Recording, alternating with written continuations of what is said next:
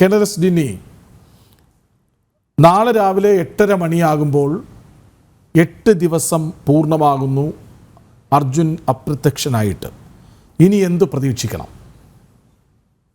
നമ്മൾ ഇന്ന് രാവിലെ ഈ ഒരു സെർച്ച് തുടങ്ങിയ സമയത്ത് നമ്മൾ എല്ലാവരും വളരെ പ്രതീക്ഷയോടെ ആയിരുന്നു.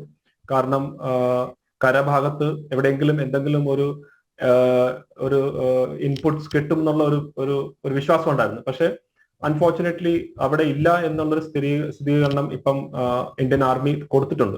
അപ്പൊ അതിന്റെ അർത്ഥം തീർച്ചയായിട്ടും ഈ ട്രക്ക്, അർജുൻ ഉൾപ്പെടെയുള്ള ട്രക്ക് കരഭാഗത്തില്ല.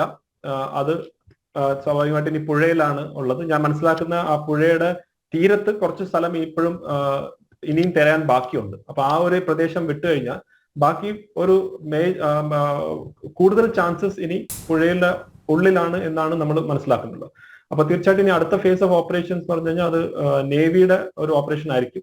കാരണം അവർക്കാണ് അതിന്റെ എക്സ്പെർട്ടീസ്, അവർക്കാണ് അതിന്റെ എക്യുപ്മെന്റും മറ്റു കാര്യങ്ങളൊക്കെ ഉള്ളത്.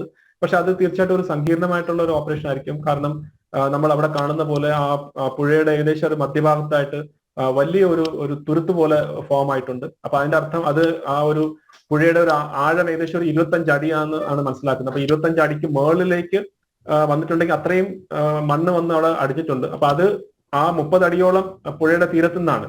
അപ്പൊ ഈ 30 അടിയിലും അത്രയും മണ്ണ് തന്നെ, അത്രയും അല്ലെങ്കിൽ അതിനെക്കാട്ടി കുറച്ച് കുറവായിട്ടുള്ള മണ്ണുണ്ട്. അപ്പൊ ഇത്രയും ഡെബ്രി വന്ന് അടിഞ്ഞിരിക്കുന്ന ഒരു സ്ഥലമാണ്. അപ്പൊ അതിനകത്ത് ഈ ഒരു ട്രക്കിനെ നമ്മൾ കണ്ടെത്തണം. അതല്ല ഇനി ട്രക്ക് ഒഴുകിപ്പോയിട്ടുണ്ടോ, അതാണെങ്കിൽ അത് കടൽ ഭാഗത്തേക്കാണ് പോയിട്ടുള്ളത്. അപ്പൊ അവിടെയും തെരച്ചിൽ നടക്കേണ്ടി വരും. അപ്പൊ തീർച്ചയായിട്ടും അടുത്ത ഒരു നേവി ആയിട്ടുള്ള ഒരു ഓപ്പറേഷൻ തന്നെയാണ് ചെയ്യാൻ സാധ്യത.